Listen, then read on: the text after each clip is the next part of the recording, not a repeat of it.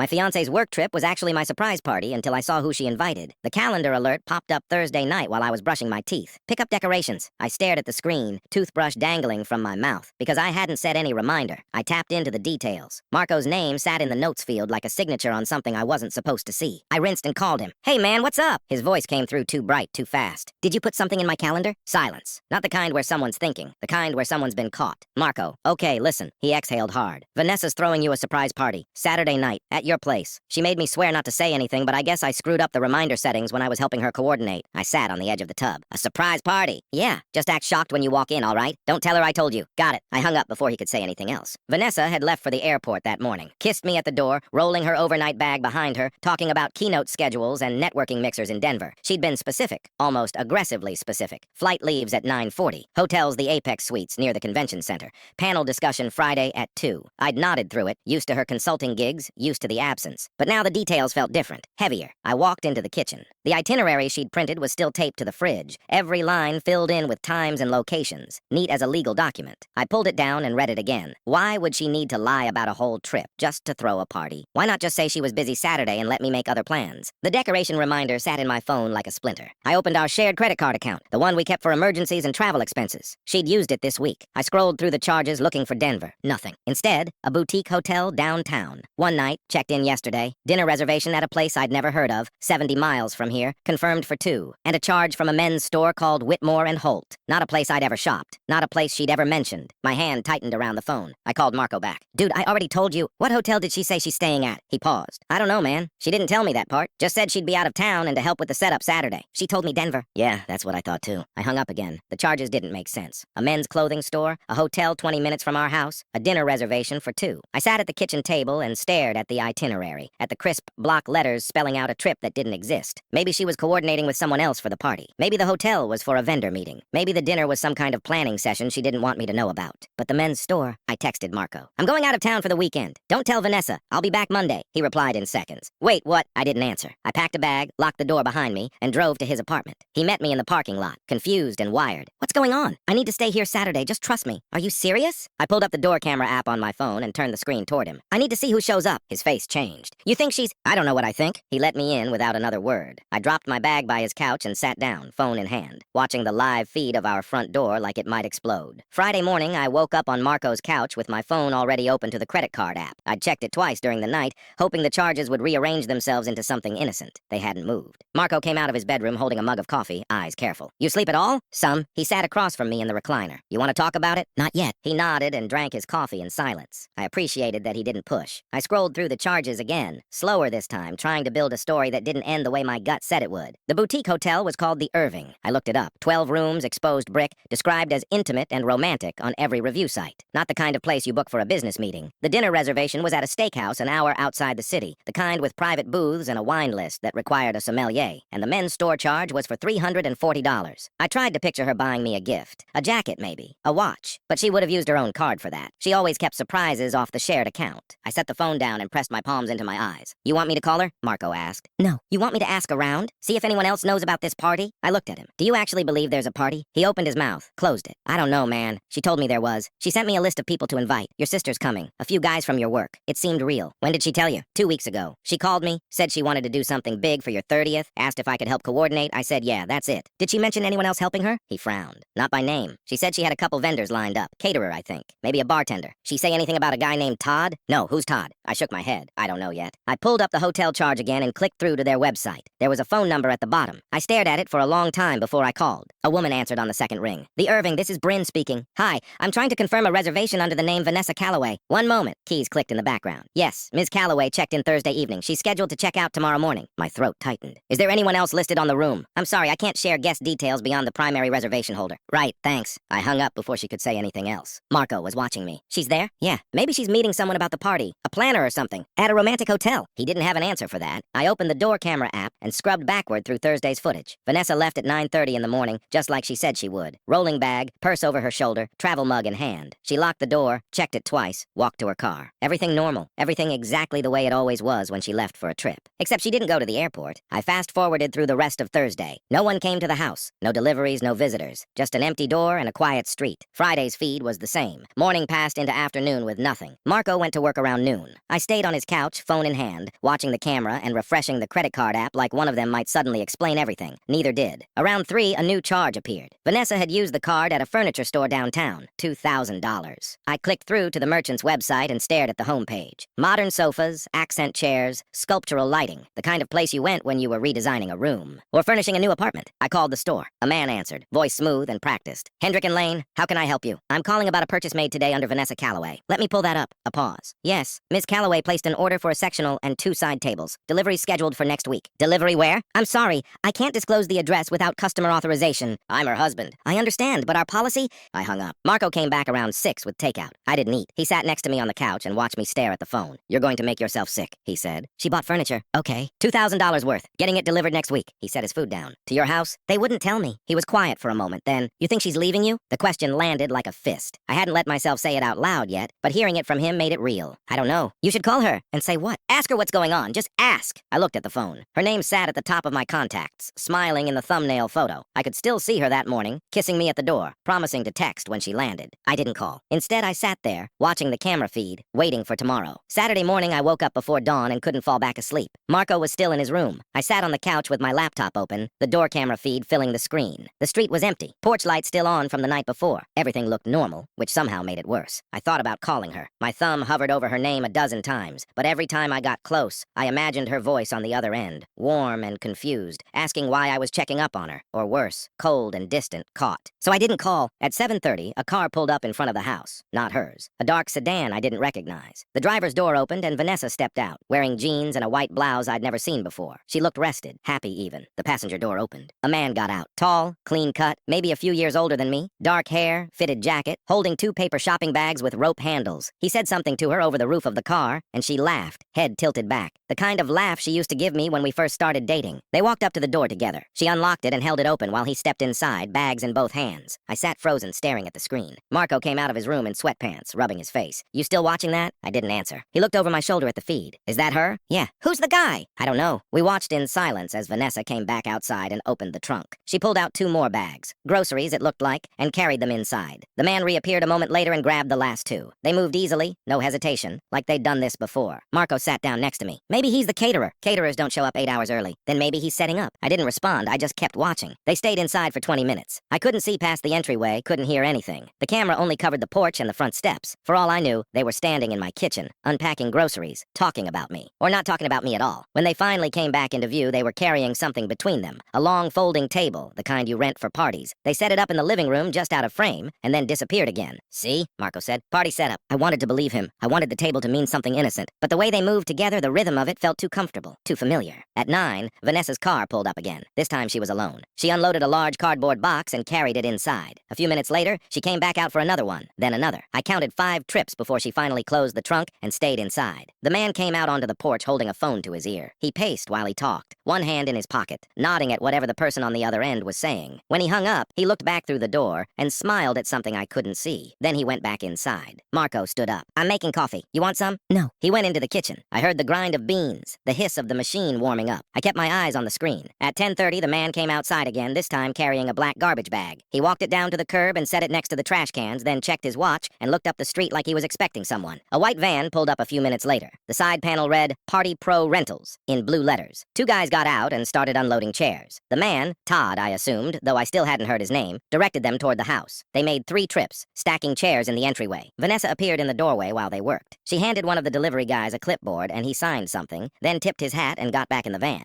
She stood there for a moment, arms crossed, surveying the setup. Todd came up beside her and said something. She nodded, then turned and went back inside. He followed. Marco came back with his coffee. A lot of setup for a fake party. Or a real party, I said. Just not for me. Come on, man. Your sister's supposed to be there tonight. You think Vanessa's throwing her a party at your house? He sipped his coffee, eyes still on the screen. You're going to feel like an idiot when you walk in there and everyone yells surprise. Maybe. You're still going, right? When? Tonight, when it's supposed to start. He nodded slowly. You want me to come with you? You sure? I wasn't sure. But I couldn't imagine walking in there with Marco beside me, watching while I unraveled in front of a room full of people. Better to do it alone. The rest of the morning passed in silence. Vanessa and Todd moved in and out of frame, carrying boxes, adjusting furniture, hanging something on the wall I couldn't quite see. Around noon, they both disappeared for almost an hour. I stared at the empty porch, imagining what they were doing in the rooms I couldn't see. At 1, they came back into view in the kitchen. I could just barely make them out through the window over the sink. They were standing close, leaning against the counter, talking. He said something, and she laughed again, that same wide, open laugh. I closed the laptop. Marco looked over. You okay? I'm going for a walk. You want company? I grabbed my jacket and left before he could argue. I walked for 2 hours, looping through Marco's neighborhood without paying attention to where I was going. I thought about the furniture charge, the hotel, the dinner reservation. I thought about the way she looked at Todd through the window. I thought about the ring she wanted me to upgrade, the one I'd saved for months to buy, the one I thought was enough. By the time I got back, it was almost 4. Marco was on the couch watching a game with the sound off. Feel better? He asked. Not really. I opened the laptop again. Vanessa's car was gone. So was the sedan. The porch was empty except for a welcome mat I didn't recognize and a potted plant that hadn't been there this morning. I checked the credit card app. New charge, bakery, $200. Marco leaned over. Cake for the party. He looked at me. You're really going to walk in there thinking the worst, aren't you? He shook his head and turned back to the game. I sat there with the laptop open, watching the empty porch, waiting for the next car to pull up, waiting for the moment when I'd finally know. At 5 o'clock, the first car pulled up. I recognized it immediately. My sister's silver hatchback with the dented rear bumper. She parked 2 houses down and walked up to the door carrying a gift bag covered in metallic confetti. Vanessa opened it before she could knock, pulling her into a hug that lasted long enough for me to see my sister's surprised face over Vanessa's shoulder. They went inside together. Through the front window, I caught a glimpse of balloons. A banner stretched across the far wall that I couldn't quite read. Marco had gone out an hour ago to pick up food. The apartment felt too quiet without him. I sat with the laptop balanced on my knees, volume turned up in case the camera picked up voices. At 5:20, 2 more cars arrived within minutes of each other. I recognized both. One belonged to Angela, a woman I worked with who always brought homemade cookies to office parties. The other was driven by Chris, my old college roommate who I hadn't seen in almost a year. Vanessa greeted them at the door with the same bright smile, the same warm hug. The man, Todd, I kept calling him in my head even though I still didn't know for sure, stood just behind her, shaking hands, taking coats, directing people inside like he'd been doing this his whole life. Angela handed him a casserole dish. He said something that made her laugh, then carried it toward what I assumed was the kitchen. Chris clapped him on the shoulder as he walked past. I felt something hot and sharp twist in my chest. More cars came. I stopped counting after 8. People I knew, people I'd invited to my wedding, people who sent Christmas cards with pictures of their kids. They all walked up to my door and they all greeted Todd like he was someone they were supposed to know. At 6:15, Vanessa came out onto the porch holding a phone to her ear. She paced while she talked, nodding, glancing back through the door every few seconds. When she hung up, she looked directly at the camera. For a second, I thought she could see me. I froze, hand hovering over the trackpad, heart hammering against my ribs. But she was just checking the time on her watch. She turned and went back inside. I sat there staring at the empty porch, trying to make sense of what I was seeing. If this was a surprise party, why did Todd look so at home? Why did everyone treat him like he belonged there? If it wasn't a surprise party, what the hell was it? Marco came back at 6:30 with Thai food and 2 beers. He set them on the coffee table and looked at the screen. How many people now? I don't know, 20 maybe. He sat down next to me and opened one of the beers. You eat today? Not hungry? You should eat. I didn't answer. We sat in silence for a few minutes, watching the feed. Nobody came or went. The porch stayed empty. Inside, through the window, I could see shadows moving, the flicker of lights, the shape of people standing too close together. You're going over there, Marco said. It wasn't a question. Yeah. When? Soon. He took a long drink and set the bottle down. You want me to tell you you're wrong? Can you? He looked at the screen, then back at me. No. I stood up and grabbed my keys off the table. My hands were shaking.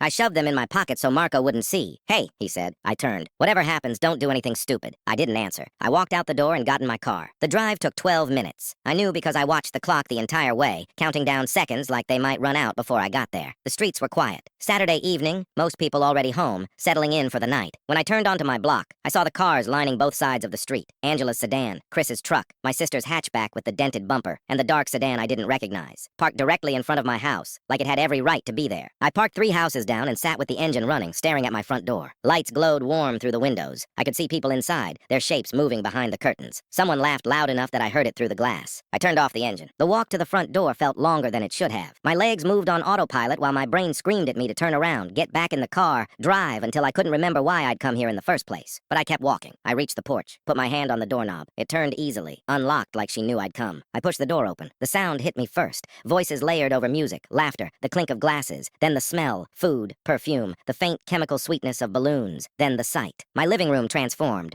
Streamers hanging from the ceiling, a table covered in food, a banner stretched across the far wall that read, "Happy 30th birthday," in silver letters 3 feet tall. And people, so many people, faces I knew, turning toward me all at once. Someone screamed, "Surprise!" and the rest followed, a chorus of voices that made my ears ring. I stood frozen in the doorway, keys still in my hand, staring at the room like I'd walked into someone else's life. Vanessa was standing near the kitchen, holding a glass of wine. Her face went white when she saw me. The glass slipped from her hand and shattered on the floor. Nobody else noticed. They were still cheering, clapping, a few people already moving toward me with open arms. But I wasn't looking at them. I was looking at Todd. He stood next to the food table, one hand resting on the edge, smiling like he'd been waiting for this moment. He wore a gray sweater and dark jeans, the same easy confidence I'd seen through the camera all day. I walked straight toward him. The crowd parted without me asking. "Who are you?" I said. The room went quiet. The music kept playing, some pop song I didn't recognize, but every voice stopped stopped at once. Todd's smile faltered. He glanced at Vanessa, then back at me. I'm Todd. What are you doing in my house?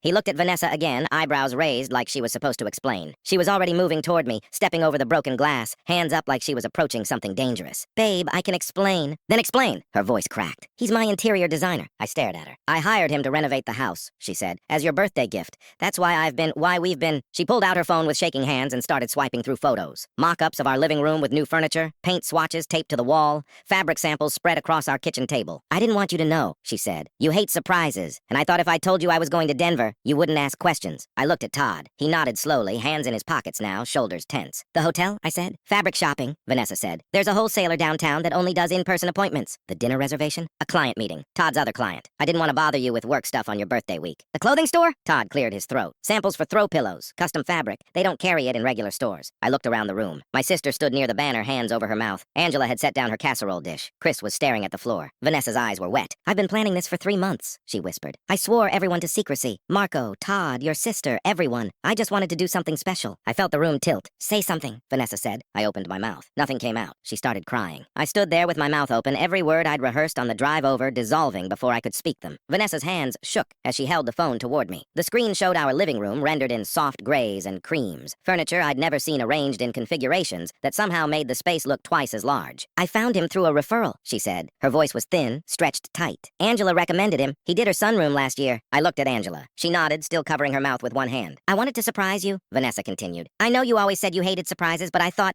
if it was something you actually wanted. She swiped to another image. Our bedroom with new curtains, a headboard I'd mentioned liking once in passing at a furniture store 6 months ago. You said you wished the house felt more like ours, she whispered. Not just a place we moved into. You said that. I had said that. Late one night after we'd hosted dinner for her parents, standing in the kitchen doing dishes while her mother's voice still echoed in my head, telling us the paint color was dated. Todd hadn't moved. He stood with his hands in his pockets, watching me with an expression I couldn't read. Not defensive, not smug, just waiting. The hotel, I said again. My voice sounded hollow. You said you had a conference. I lied. She wiped her face with the back of her hand. The fabric wholesaler only does appointments on weekends, and they're downtown, and I didn't want you asking why I was getting a hotel room 20 minutes from our house. You could have just told me. You would have asked questions. You always ask questions. Her voice broke. I wanted one thing to be a surprise, one thing you didn't see coming. Marco stepped forward from somewhere behind me. I'd forgotten he wasn't there. I'd forgotten anyone else existed. I told her it was a bad idea, he said quietly, lying about the whole trip. I said you'd figure it out. I turned to look at him. His face was tight with something that looked like shame. She made me promise, he said. She called me 2 months ago and said she needed help keeping you distracted. I told her you don't do well with secrets, but she said, he stopped, glanced at Vanessa. She said she wanted to do something big, something you'd remember. My sister moved closer, stepping carefully around the broken glass, still scattered near Vanessa's feet. We all knew, she said. Everyone here.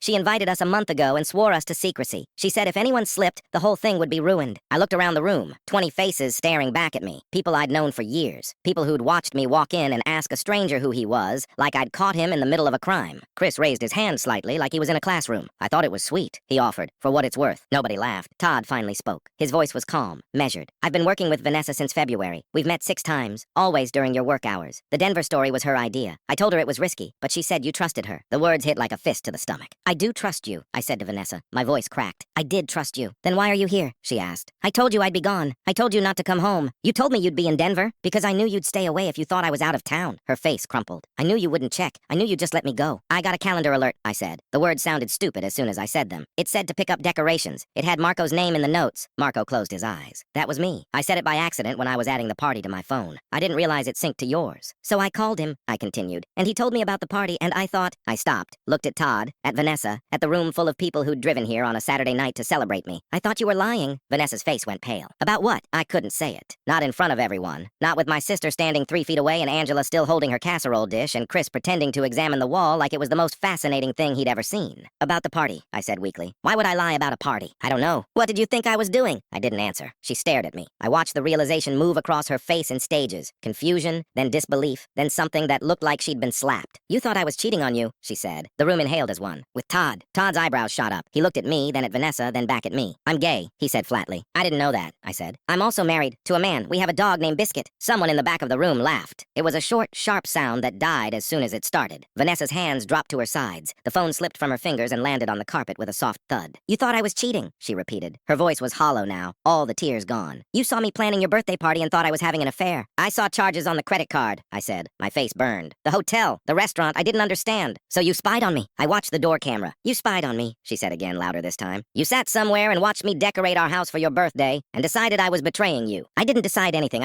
I needed to know. You could have asked. You were lying. About a surprise party. Her voice cracked on the last word. I lied about a party because I wanted to see your face when you walked in and saw what I'd done. That's it. That's the whole thing. My throat felt tight. I'm sorry. Everyone's here, she said. She gestured around the room with both hands, her movements sharp and unsteady. Your sister took off work early. Angela made you a casserole. Chris drove 2 hours. Todd spent his Saturday setting up furniture mock-ups in our living room because I asked him to. I know. Do you? She stepped closer. I could see the mascara smudged under her eyes, the red blotches on her cheeks. Do you know what it took to plan this? How many people I had to coordinate? How many times I almost told you because keeping a secret from you felt like swallowing glass? I reached for her hand. She pulled away. I did this because I love you, she said. And you walked in here and accused me of... She stopped, shook her head. I don't even know what you accused me of. I didn't accuse you of anything. You asked Todd who he was like he was a stranger in your house. He is a stranger. He's my designer. He's been helping me for months. Everyone here knows him. She looked at Todd. I'm sorry. I'm so sorry. Todd held up both hands. It's fine, really. It's not fine, Vanessa said. She turned back to me. None of this is fine. The room stayed silent. I could hear the music still playing, some upbeat song that felt obscene now. Someone near the kitchen coughed. My sister moved first. She walked over to Vanessa and put a hand on her shoulder. Maybe we should give you two some space. No, Vanessa said. Stay, please. You all came here for him. You should stay. But people were already moving toward the door. Quietly, carefully, like they were leaving a funeral. Angela picked up her casserole dish. Chris grabbed his coat from the rack. Marco stopped next to me on his way out. Call me later, he said quietly. I nodded. Todd was the last to leave. He paused in the doorway and looked back at Vanessa. I'll email you the revised plans, he said. Take your time. She didn't answer. The door closed. The house went silent except for the music still playing from a speaker I couldn't see. Vanessa stood in the middle of the living room, surrounded by streamers and balloons and a banner that said, Happy 30th birthday, in letters too big to ignore. I need you to leave, she said. This is my house. I don't care. She looked at me with eyes that were dry now, emptied out. I can't look at you right now. I opened my mouth to argue, to apologize again, to explain what I'd been thinking, what I'd been feeling, why I'd driven home and walked in like I was catching her in the act. But the look on her face stopped me. I turned and walked out the door. I drove to Marco's place and sat in his driveway for 20 minutes before I could make myself go inside. My hands wouldn't stop shaking. He opened the door before I knocked, took one look at my face and stepped aside. Beer? He asked. I shook my head, sat down on his couch and stared at the wall. He sat across from me in the armchair, elbows on his knees. You want to talk about it? I fucked up. Yeah, I thought. I stopped. Started again. I saw the charges and I thought she was lying to me. She was lying to you, Marco said carefully. Just not about what you thought. I watched her on the door camera. I sat here in your apartment and watched her bring another man into our house, and I was so sure. I know. You don't know. My voice came out louder than I meant it to. You weren't there when I walked in. You didn't see her face. Marco was quiet for a moment. Then he got up and went to the kitchen. Came back with 2 beers anyway and set one on the table in front of me. She called me 3 months ago, he said. Asked if I thought you'd like the surprise. I told her you hate surprises. She said this was different. She said you'd been talking about wanting to make the house feel more like home, and she wanted to do something big for your 30th. I picked up the beer. Didn't open it. She was so excited, Marco continued. She kept sending me pictures of furniture and asking which one I thought you'd like better. She made me promise not to tell you even if you asked directly. Why didn't you warn me? About what? That your wife was planning a birthday party? About the lying? About the hotel and the charges and... I didn't know about any of that, Marco said. She just told me about the party. She said she was handling the rest. I set the beer down. I need to go back. Give her time. I can't. I can't sit here knowing she's alone in that house thinking I don't trust her. Do you trust her? The question hit like a punch. I looked at him. I'm serious, Marco said, because what happened tonight, that wasn't about a calendar alert or credit card charges. That was about you seeing evidence that didn't fit and assuming the worst. I was wrong. I know you were wrong, but why were you wrong? What made you look at your wife planning a party and see an affair? I didn't have an answer. Marco leaned back. My sister went through this with her ex. He accused her of cheating every time she worked late, every time she went out with friends, every time her phone buzzed at dinner. It didn't matter what she said, or how many times she proved she wasn't doing anything wrong. He'd already decided she was guilty. I'm not like that. Then why are you here instead of home? I stood up. Because she told me to leave. And you listened. Because somewhere in your head, you think you deserve to be punished. I do deserve to be punished. Maybe, Marco said. But not by yourself. If Vanessa wants to be angry, let her be angry. Don't do it for her. I walked to the door, stopped with my hand on the knob. She showed me pictures, I said quietly, of the house, the renovations. She had everything planned out. She was crying. I turned around. What do I say to her? Marco shook his head. I don't know, man, but you better figure it out fast. The house was dark when I pulled into the driveway. I sat in the car for a long time, watching the windows, trying to decide if she was asleep or just ignoring me. Finally, I got out and used my key. The living room was exactly as I'd left it. Streamers still hanging from the ceiling. Balloons clustered in the corners. The banner sagging slightly in the middle where the tape had started to give. Vanessa was sitting on the couch in the dark. I told you to leave, she said without looking at me. So why are you here? I closed the door behind me, stayed near the entrance, keeping distance between us. Because I need to explain. You already explained. You thought I was cheating. I didn't think that, not really. She turned to look at me then. Her face was shadowed, but I could see her eyes were swollen. Then what did you think? She asked. I don't know. I saw the charges and I panicked. I saw you with Todd and I couldn't make it make sense. So you assumed I was lying. You were lying about a party. Her voice broke on the last word. I lied about a party because I wanted to surprise you,